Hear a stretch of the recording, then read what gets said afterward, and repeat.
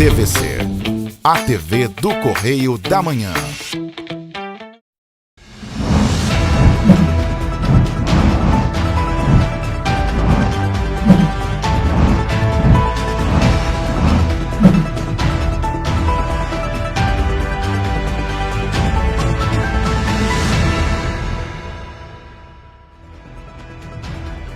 Olá, começamos mais um Correio da Manhã na TV, segunda edição. Hoje é quarta-feira, 20 de julho.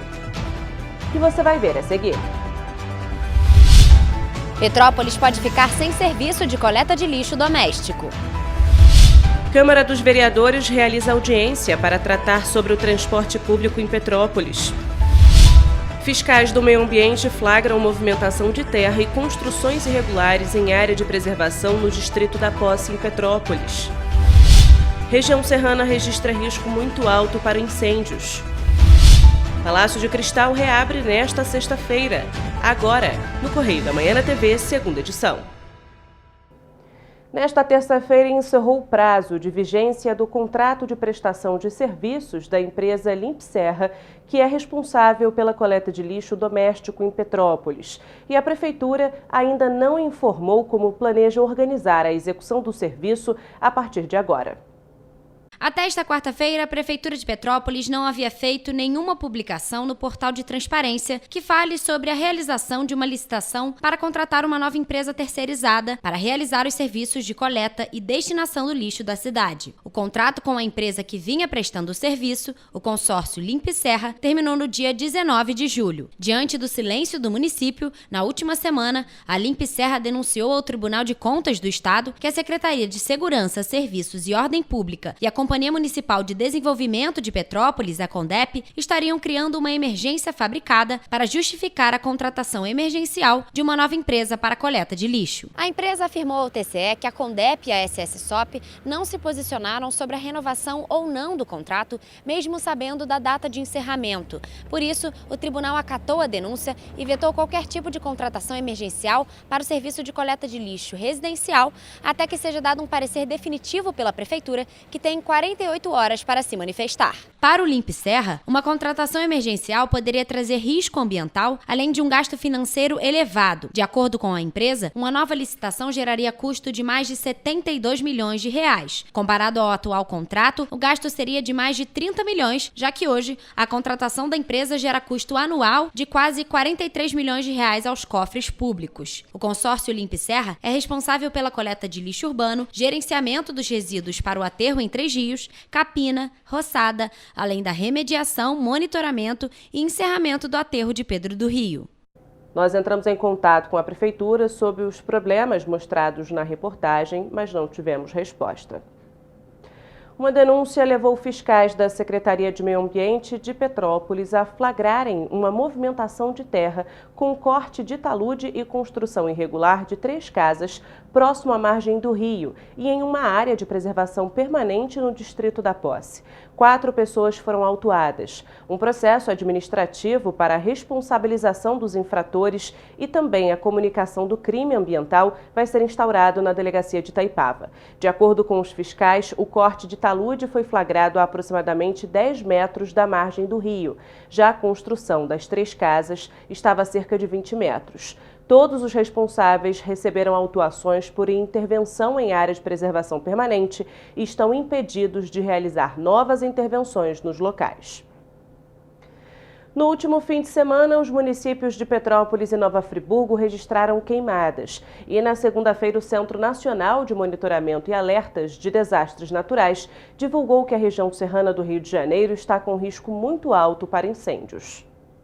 No inverno, o clima seco, a estiagem e a falta de umidade no solo favorecem a propagação de queimadas. Nesta segunda-feira, o Centro Nacional de Monitoramento e Alertas de Desastres Naturais divulgou que a região serrana do estado do Rio de Janeiro está registrando desde o fim de semana risco muito alto para incêndios. Eu preocupo porque está prejudicando o meio ambiente, né? A fauna, a flora, tudo isso sofre um prejuízo muito grande, inclusive para a economia, né? Perigoso, né? Ainda mais seco o tempo, né? Mas a gente tem que falar a verdade, não tem visto nada. Isso é preocupante, né? A gente não sabe muito o que fazer com isso, porque Incêndio, sim, é complicado. Quando você vê, já tá pegando fogo e aí é uma correria danada. Assim como aconteceu com as chuvas, que todo mundo não sabia o que fazer, acho que com incêndio também é a mesma sensação, né? No último fim de semana, um incêndio florestal atingiu o Parque de Três Picos, no bairro Cascatinha, em Nova Friburgo. Segundo informações do Corpo de Bombeiros, o incêndio começou por volta das 10h30 da noite de domingo e foi encerrado 00h40 de segunda-feira. Apesar do incidente, ninguém ficou ferido. Petrópolis também registrou incêndios florestais. Durante a tarde de domingo, na localidade do Quissamã, nas imagens feitas pelos moradores, é possível ver a proporção da destruição causada pelas chamas. Segundo o Corpo de Bombeiros do Estado do Rio de Janeiro, na localidade conhecida como Provisória, também houve o registro de ocorrência de um incêndio. As equipes de resgate demoraram cerca de 4 horas para conter as chamas. Nesta terça-feira, a Câmara Municipal realizou uma audiência pública para debater sobre o serviço de transporte público prestado em Petrópolis. Foram convidados para participar do debate representantes da Prefeitura, CPTrans, Defensoria Pública, líderes comunitários e sociedade civil. Nenhum representante do Sindicato das Empresas de Ônibus compareceu. Os problemas com o transporte público em Petrópolis são inúmeros. Além de atrasos e quebras constantes, os usuários utilizam diariamente ônibus sucateados e sujos, além de precisarem arcar com novos aumentos na tarifa. Durante uma audiência pública nesta terça-feira, foi questionado ao presidente da CPTrans e também ao Cetranspetro, que não tinha representantes presentes, quais seriam os motivos para a frota ainda não ter sido retomada em sua totalidade. No início do mês de julho, o Tribunal de Justiça do Rio de Janeiro negou um pedido do Sindicato das Empresas de Ônibus de suspender a decisão que determina a retomada de 100% da frota de ônibus em Petrópolis. A decisão de retomar com a operação completa das linhas de ônibus foi publicada pelo juiz Jorge Luiz Martins, da 4ª Vara Cível. Mesmo com essa decisão do Tribunal de Justiça, até hoje a frota segue reduzida. As empresas entraram com um recurso alegando que a Companhia Petropolitana de Trânsito e Transportes permitiu que a frota fosse reduzida em 10% em 2021, quando 35 ônibus foram vendidos pelas empresas. O sindicato destaca que as multas impostas na decisão, em caso de descumprimento da ordem judicial, poderiam gerar danos às empresas. O governo efetuou um pagamento de 1.800.000 aproximadamente, isso em fevereiro, e nós determinamos e solicitamos que a companhia retornasse com 100% da sua frota de ônibus, haja vista que se tinha restabelecido as atividades econômicas, sociais, culturais, educacionais, comerciais e industriais da cidade, isso antes das chuvas, início de fevereiro, né?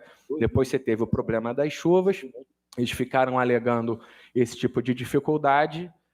O poder concedente e a CPTrans, na verdade, o poder concedente, que quem solicitou isso, nós informamos ao poder concedente como órgão fiscalizador, e o poder concedente entrou na justiça, se eu não me engano, em março ou abril, solicitando o retorno de 100% da frota, alegando exatamente as condições das atividades na cidade que tinham voltado como um todo. Na audiência realizada pela 4ª Vara Cível, ficou determinado que a CPTrans é a responsável por fiscalizar o trabalho destas empresas, realizando relatórios diários, informando o número de ônibus que circulam na cidade. A decisão da 4ª Vara Cível determina multa automática de mais de R$ 367 mil e diária de R$ 80 mil ao Cetranspetro. A empresa infratora paga R$ 100 mil de multa caso a decisão não seja cumprida. As empresas não estão, conforme o nosso relatório, cumprindo 100% da frota.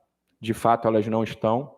Uma companhia começou a cumprir nesse final de semana, foi a Cidade das Hortênsias. O papel da companhia, o papel da prefeitura para cobrar, para solicitar o retorno da frota, está sendo feito. O sindicato tem as desculpas deles. Agora, a minha pergunta é, por que o sindicato não está aqui? Também nesta terça-feira, representantes da União das Lideranças Comunitárias de Petrópolis manifestaram no terminal rodoviário de Itaipava, exigindo o retorno de 100% da frota dos coletivos comuns e da linha executiva para que todos os horários que atendem Itaipava, Pedro do Rio, Rio Bonito, Posse, Cuiabá, entre outras regiões, voltem à normalidade. O povo precisa de ter direitos, porque nós só temos dever, dever, dever. Cadê nosso direito? Né? Nosso direito de ir e vir, de andar num transporte que seja útil para a gente, horário, é tanta coisa que a gente tem que reivindicar que às vezes você fica até perdido de tanta coisa que precisa ser reivindicada. Nesta sexta-feira, às 10 horas da manhã, vai ser realizada a reabertura de um dos pontos turísticos mais visitados de Petrópolis, o Palácio de Cristal. Após 3 anos fechado para obras, o Palácio de Cristal em Petrópolis vai reabrir para a visitação. A cerimônia de entrega dos trabalhos de restauração do ponto turístico vai acontecer nesta sexta-feira, às 10 horas da manhã. A reinauguração é importante porque movimenta ainda a economia local, o setor cultural, turístico e hoteleiro. É um evento extremamente positivo para a cidade, porque deixa dinheiro na cidade, melhora, né, a vida de todos nós que trabalhamos com turismo, do guia, do recepcionista de um hotel, de quem tem a barraquinha de pipoca, enfim. É muito importante. Um atrativo dentre tantos, né? Ele atrai o turista, ele atrai o visitante, ele também atrai o morador e ele eleva a autoestima do morador.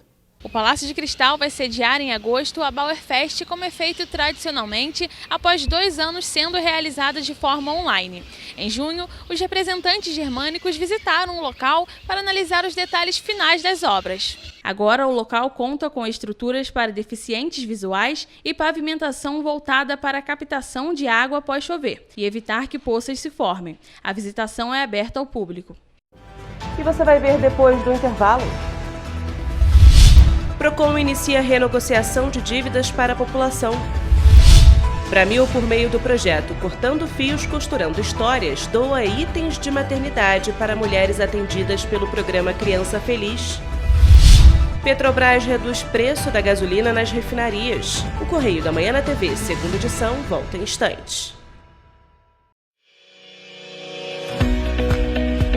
Olá, amigo e amiga! Estamos chegando ao meio do ano. Esta época de tempo mais frio contribui para espalhar doenças respiratórias, incluindo a temida Covid-19.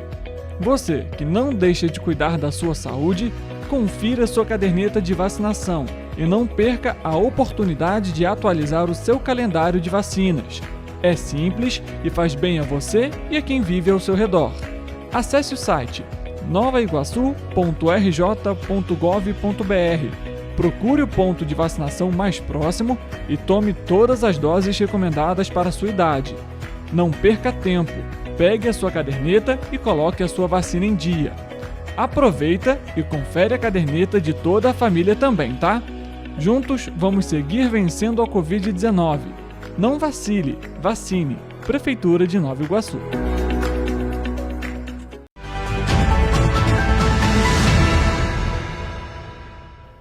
O Procon RJ deu início nesta semana ao mutirão de renegociação 2022. Os atendimentos vão ser realizados presencialmente na sede do órgão até o dia 5 de agosto. Contas de luz, água, internet e cartões de crédito.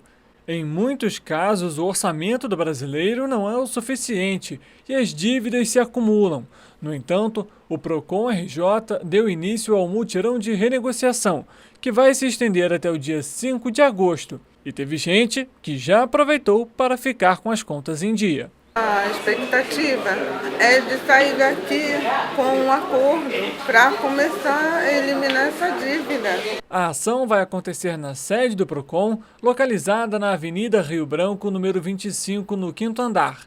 Para realizar a renegociação, é necessário levar alguns documentos, como RG, CPF, comprovante de residência e comprovante de dívida.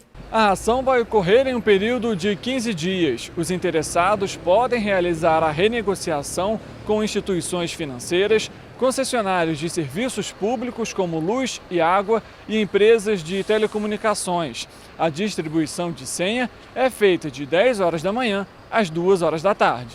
Entre as empresas que confirmaram presença estão SEDAI, Enel, Grupo Águas do Brasil e a Naturgy, além de empresas de telecomunicações como Oi, Claro e TIM. Em Petrópolis, o Procon também está realizando a ação. É uma série de acordos com empresas e os consumidores que se encontram em situação de inadimplemento.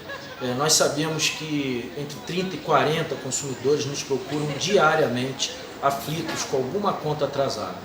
A maioria deles em relação a concessionárias, serviços públicos, mas também muitos em relação a serviços financeiros. E aí a gente fala de cartões de crédito, financiamentos bancários, empréstimo de cheque especial, enfim.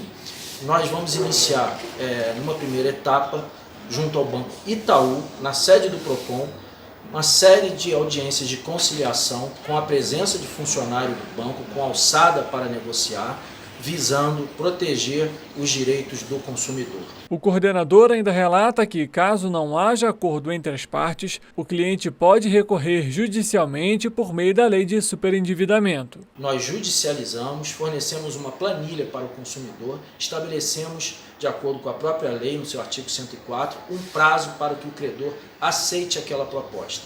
Nós devemos lembrar que essas propostas não podem colocar em risco a subsistência e a vida digna do consumidor. No cronograma do PROCON RJ, até dia 22 de julho, os consumidores podem realizar a renegociação com os bancos e financeiras. Entre os dias 25 e 29 de julho, com as concessionárias de serviços públicos. E na última semana do mutirão, com empresas de telefonia. De acordo com o PROCON, é possível realizar renegociações com até 99% de desconto.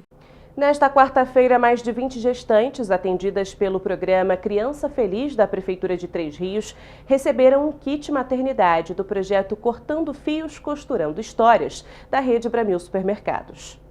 O pedido de ajuda veio do município, que promove assistência integral a mulheres em situação de vulnerabilidade social. A ação tem como objetivo dar suporte a essas pessoas que estão em um momento tão especial, mas que também pode ser de muita preocupação diante da incerteza financeira e familiar. Cada uma das novas mamães ganhou uma bolsa maternidade e uma manta para o bebê. Tudo foi feito por mulheres atendida pelo projeto Cortando Fios, Costurando Histórias, que ajuda mulheres que não podem trabalhar fora ou que possuem renda de até R$300 por mês a se profissionalizarem para o mercado de trabalho e terem a possibilidade da independência financeira. A Petrobras anunciou que o preço da gasolina vendida nas refinarias diminuiu 20 centavos por litro. Com isso, o litro do combustível passa a ser vendido para as distribuidoras por R$ 3,88, uma redução de 4,93%. Após a redução de 14% na alíquota do ICMS da gasolina, o preço do combustível sofreu mais uma queda. A Petrobras anunciou que o preço da gasolina vendida nas refinarias diminuiu 20 centavos por litro nesta quarta-feira. Com isso, o combustível passa a ser vendido para as distribuidoras por R$ 3,88, uma redução de 4,93%. Já deu para sentir um pouco. Eu estava gastando aí uns R$90 por tanque, agora está mais ou menos 70. A gente já sente uma diferençazinha assim. A Petrobras informou que a redução acompanha os preços internacionais que se estabilizaram. Segundo a Agência Nacional do Petróleo, Gás Natural e Biocombustíveis, em abril, o litro da gasolina em Petrópolis foi considerado um dos mais caros do país e chegou a custar R$ 8,39. Para alguns motoristas, a redução é até boa, mas ainda é preciso que o valor baixe ainda mais para que possam sentir a economia no bolso. Tem que melhorar mais ainda. Vamos ver se baixa mais um pouquinho, né? E ainda falando sobre redução, após a promulgação da PEC que determina estado de emergência e deve ampliar o pagamento de benefícios a produtores e distribuidores de etanol, o Ministério de Minas e Energia espera uma diminuição no valor do combustível nos próximos dias. O Ministério de Minas e Energia espera uma redução de 19 centavos no valor por litro do etanol. Essa expectativa vem após a promulgação no último dia 14 de julho da proposta de emenda à Constituição, que determina o estado de emergência e que deve ampliar o pagamento de benefícios sociais para distribuidores e produtores do combustível. A pasta ainda informou que essa PEC autoriza o repasse de até 3 bilhões e 800 milhões de reais para os estados que aderirem e realizarem a redução da taxa de tributação do combustível. De acordo com o Ministério de Minas e Energia, caso essa medida seja adotada pelos estados, o custo médio do preço do etanol deve chegar a R$ 4,04. Richard Stolzenburg para o Jornal Correio da Manhã. E você vai ver depois do intervalo. Observa a infância aponta queda na cobertura vacinal em crianças. Teresópolis recebe título de capital nacional do lúpulo. Petropolitana de 15 anos vai participar de campeonato na Suíça. Pacientes da Clínica Santa Lúcia recebem atendimento odontológico em parceria com a UF. O Correio da Manhã na TV, segunda edição, volta já.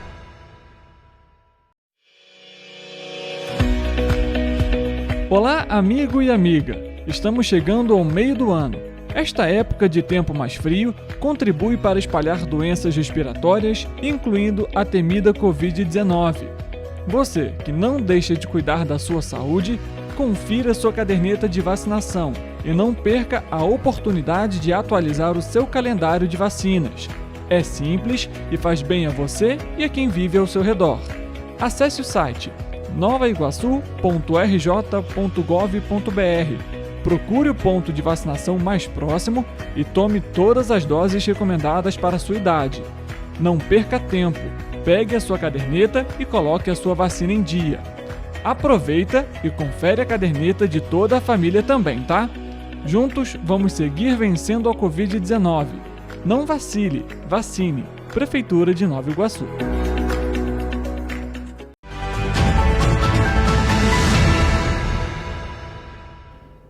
Um levantamento realizado pelo Observa Infância apontou que a cobertura vacinal em crianças apresentou queda na última década e doenças erradicadas no país voltaram a preocupar os especialistas. A poliomielite é um exemplo de uma doença infecciosa, que foi erradicada no Brasil em 1994. No entanto, desde 2016, o país não atinge a meta adequada de vacinação contra o vírus. O sarampo também já tinha entrado para esta lista, mas nos últimos anos, novos casos da doença voltaram a ser registrados. De acordo com especialistas, isso ocorreu devido à baixa cobertura vacinal em crianças na última década e, por isso, em 2019, o Brasil perdeu o certificado de país livre do sarampo. Os dados são do Programa Nacional de Imunização e do Sistema de Informações sobre Nascidos Vivos. O levantamento é feito pelo Vaccin. O que a gente tem observado nos últimos anos é uma queda, né, anterior, inclusive, à pandemia, tanto que esse projeto ele foi pensado, na verdade, antes da pandemia, então a gente já estava observando já uma queda anterior à pandemia, aproximadamente de 2016 para cá, e, na verdade, com a pandemia a situação só se agravou, né? E o que a gente tem observado nacionalmente é isso. Em 2021, nenhum estado brasileiro conseguiu atingir, por exemplo, a meta para sarampo. Estou falando sarampo porque foi a nossa última, que está mais fresca, acho que na memória de todo mundo, que foi a nossa última campanha que a gente teve em maio. Mas o que acontece se a gente não atinge? Se a gente não atinge essa meta, a gente tem sempre que lembrar que vacinação é um pacto, que ele é um pacto da sociedade, né? Ou seja, se a gente não atinge essa cobertura, que ela é alta, 95% de um público específico é bem alto, mas isso tem um porquê, é que só assim que a gente consegue parar a circulação do vírus, né? Por exemplo, do sarampo, da polio, que é uma grande preocupação, que a gente já está vendo também queda nas coberturas vacinais de polio. E o que a gente vê? Se a gente não consegue parar a circulação do vírus, ele volta a circular, a gente começa a observar número de casos, alguns casos eles vão evoluir para uma hospitalização, né? E muitas dessas hospitalizações vão ir para o óbito. E é o que a gente tem visto nos últimos anos. Dados do Observa Infância apontam que na última campanha de imunização contra o sarampo em Petrópolis, apenas 65% do público-alvo de 95% foi vacinado. No entanto, ainda superam os dados do Estado, que não atingiu nem os 40% na cobertura vacinal. A diminuição ocorre por diversos motivos. A queda da cobertura, ela não tem não é só um fator que está relacionado, né? São todos esses que você falou e mais alguns. Tem essa questão que realmente acho que o próprio PNI, nosso próprio programa, o próprio sucesso do nosso Programa Nacional de Imunização nesse caso aqui, né, acontece isso porque, por exemplo, os pais têm essa visão equivocada de que não estou vendo nenhum caso de criança com pólio, de criança com sarampo, de criança com meningite. Então, se eu não estou vendo isso, é porque a doença ela foi erradicada, para que eu vou vacinar? Né? Mas é exatamente por isso que a gente tem que continuar vacinando, para que a gente não veja. Então, essa é uma questão. A questão dos horários, né? Por isso que eu estava comentando a questão da ampliação dos horários dos postos. Isso é algo importante, porque a gente sabe que hoje em dia que as mães trabalham, os pais trabalham, e um horário de um posto que fecha 4, 4h30, muitas vezes não dá tempo para os pais levarem naquele dia da semana. Só que a gente sabe que muitas vezes também ampliar esse horário para mais tarde, em determinados lugares, não é possível. A complexidade do calendário vacinal e a falta de investimento em campanhas de imunização também são fatores para a diminuição da taxa de cobertura. O calendário vacinal ele ficou mais complexo nos últimos 15 anos. O que significa isso? A gente, por exemplo, quando eu me vacinei, né, denunciando a minha idade, no início dos anos 80, a gente tinha no nosso calendário vacinal 5 vacinas, 6 para 5, 6 imunizantes, né? Agora são mais de 20. Ou seja, a gente, nesses 2 anos de vida da criança, os 2 primeiros anos de vida, é basicamente quase que todo mês você tendo que levar a criança no posto, e muitas vezes para mais de uma vacina que a criança toma naquele dia, né? E muitas vezes isso confunde a mãe, né? Ela não pode esquecer, confundir. Ah, não, essa aqui na verdade eu já dei, enquanto na verdade você já deu sim, mas você tem que dar uma segunda ou terceira dose, porque a gente tem vacinas que a gente tem que dar 3 doses no primeiro ano de vida daquela mesma vacina. Isso pode confundir a mãe. Então daí a importância do pediatra, do enfermeiro, da técnica de enfermagem, do agente comunitário, explicando para essa mãe, né? Lembrando ela, explicando ela das datas e das vacinas que tem que tomar. O Observa Infância ainda aponta para a insegurança alimentar e o desemprego, que principalmente durante a pandemia afetaram ainda mais a procura por vacinas.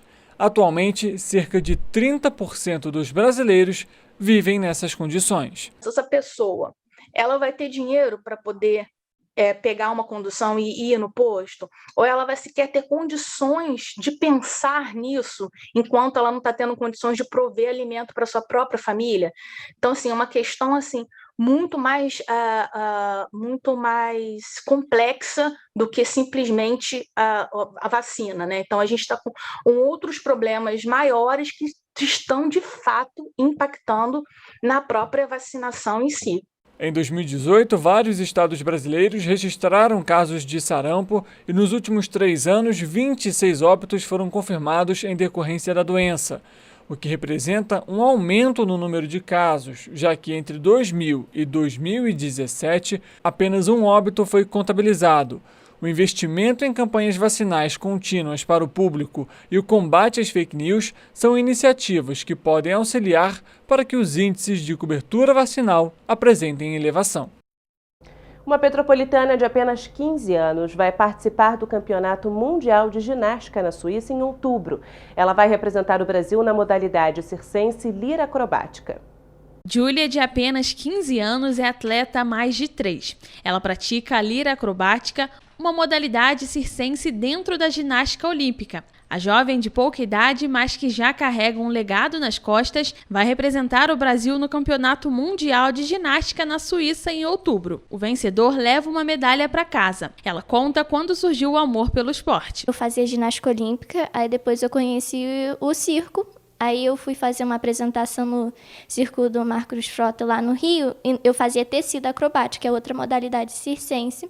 Não tinha, aí a minha professora me perguntou se eu queria fazer lira. Eu falei, tá bom, fiz, aí eu comecei a gostar e comecei a treinar. Segundo a jovem, os atletas vão custear as despesas de hospedagem, alimentação e passagem. Por isso, ela precisa arrecadar R$20 mil para ir à Suíça e para participar da competição. Eu estou precisando de doações e porque a Federação Brasileira é muito nova, então eles não têm o suporte para mandar todo mundo. Quem quiser contribuir com o sonho da Júlia pode enviar um Pix por meio da chave julianomundial@gmail.com. Na última semana, a Secretaria Municipal de Saúde de Nova Friburgo, em parceria com a Universidade Federal Fluminense, promoveu um dia de atendimento à higiene bucal dos pacientes da Clínica Santa Lúcia. A limpeza bucal foi realizada por uma odontóloga e alguns estagiários de odontologia da UF. Um cronograma periódico para a assistência desses profissionais está sendo montado para que também sejam realizados outros procedimentos, de acordo com as necessidades, como, por exemplo, extração. Desde esta terça-feira, a cidade de Teresópolis passou a ser conhecida como a capital nacional do lúpulo. Teresópolis possui o primeiro viveiro autorizado pelo Ministério da Agricultura, Pecuária e Abastecimento para a produção de mudas de lúpulo. Isso ocorreu em 2018, após o viveiro cumprir processo junto ao Registro Nacional de Sementes e Mudas, o Renascem. Diante disso, desde essa terça-feira, o município passou a ser conhecida como a capital nacional do lúpulo. Lúpulo é um nome dado a um tipo de trepadeira que cresce principalmente em regiões de clima frio. A planta é muito usada na produção de cerveja para dar cheiro e sabor amargo à bebida e para formar a espuma, uma das características do produto. Além disso, o lúpulo age como um conservante natural, inibindo a proliferação de bactérias e, assim, ajudando no prolongamento do tempo de validade da cerveja para o consumo. Vamos saber como fica o tempo amanhã na região serrana? Quem tem as informações é a repórter Larissa Martins.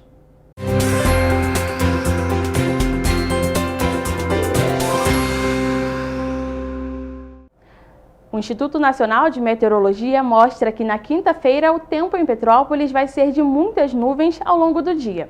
A tendência de declínio na temperatura, que deve variar entre mínima de 11 e máxima de 24 graus. Em Nova Friburgo, o dia também vai ser nublado. A temperatura mínima deve variar entre 10 e a máxima 21 graus. Em Teresópolis, o dia também vai ser de muitas nuvens. As temperaturas devem variar entre mínima de 10 e máxima de 22 graus. O dia em Paraíba do Sul também vai ser marcado por nuvens e névoa. Os termômetros vão marcar entre 15 e 26 graus. Em Pati do Alferes, o céu nublado deve ser predominante. As temperaturas variam entre mínima de 13 e máxima de 27 graus. Três Rios registra uma elevação na temperatura que pode variar entre 16 e 28 graus com a presença de nuvens. Vale destacar que não há previsão de chuva para nenhuma destas cidades.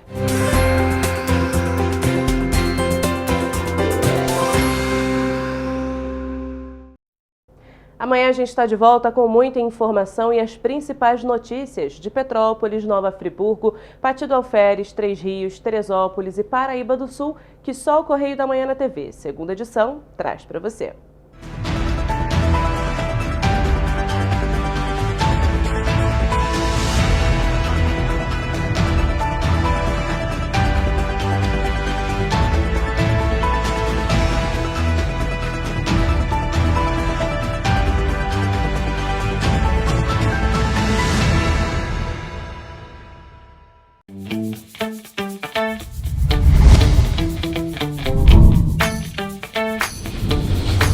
TVC, a TV do Correio da Manhã.